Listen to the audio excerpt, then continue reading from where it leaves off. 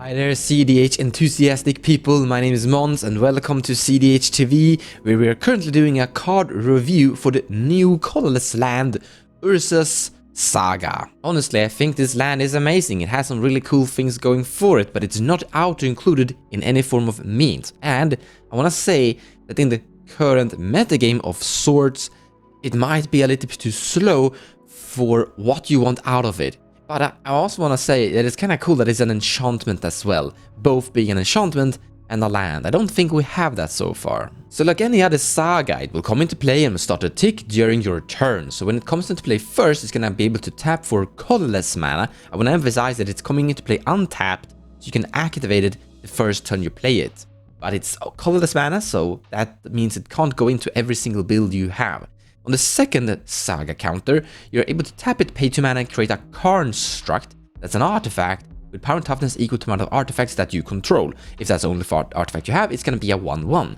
On the third saga counter, you will search a library for a CMC 1 or 0 artifact and put that into the battlefield and then shuffle your library. When you search for that artifact, you also have to sacrifice this land, so you don't actually get to keep it. That means that you won't be able to sit around and create karnstrukts forever. If it were able to do that, if you got to keep it after saga counter number 3, that would be a pretty interesting. This is a card that is great for decks that aren't on the color identity of black that want to search out artifacts. It's probably a card for decks that are on a low amount of colors. So if you're on 4 colors, this is probably not land for you, because the mana fixing might be a little bit irritating as this is tapping for colors. It's probably fine for a 3 color deck. We're gonna talk about Urzas of the Infinite pretty soon, because you can probably fix your mana base having a colorless tapping land inside your deck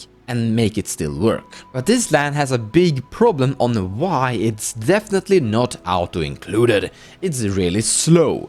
You're getting the artifact search on turn 3, and it's also quite limited. You only get to search for CMC 1 or 0, so not 2. There are some great cards though. For example, Lion's Eye Diamond is a perfect card for your breach strategies. And the fact that you have to sacrifice this once it reaches Saga 3 doesn't really matter, as you are able to search out and find a mana rock, like a Soldering, Mana Crypt, Mox Opal, so basically it is replacing itself. So who is this magic land actually for? Are there any perfect fits? Well, Urza should probably run this, as it is his own saga, but I think Urzas of the Infinite could be potentially interested in this land, because Urzas of the Infinite usually wins with Sensei's Divining Top. With his artifact and artifact cost reducer, Urzas can basically draw out her entire deck, and this enchantment is a perfect way of eventually tutoring out that artifact for Urzas. Now I want to emphasize something, that Urzas is quite fast and quite efficient at already tutoring out this artifact in general, because blue is quite good at tutoring out that. However, more the merrier, right? And in Urzas' case, I really don't see the problem. It is possible for you to create another karnstruckt with his land for Urza to increase your beatdown potential, but also Urza could utilize that karnstruckt to tap it for mana, so it's basically increasing your mana production as well, and then it's replacing itself with a random whatever artifact that you might need. There are some stacks artifacts, and there are some solderings that Urza could basically get, so I think this is a great card for the Urza deck just in general. Also being on mono blue, having a land that tap for colors,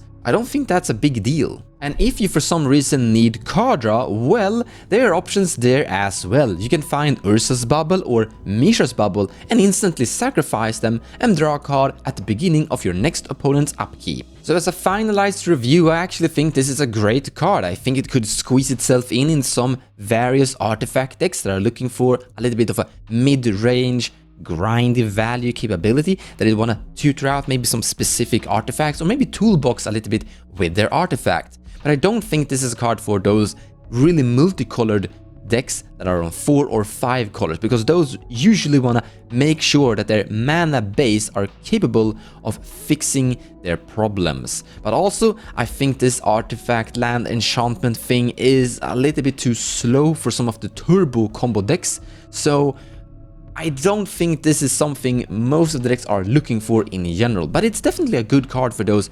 mid-rangey artifact decks. What do you think? I would love to hear your opinions about it. Are you gonna play this in any one of your decks? Let me know in the comments below. In any case, that's it for me, and I'll see you next time, guys. Thank you so much for watching, and I hope you enjoyed the video. If you like what I do and you wanna support me, feel free to share my videos or even checking out my Patreon page. Also, purchasing cards from the TCG Players website using the affiliate link in the description below of the video will also help the channel grow. So a big thank you to all of you.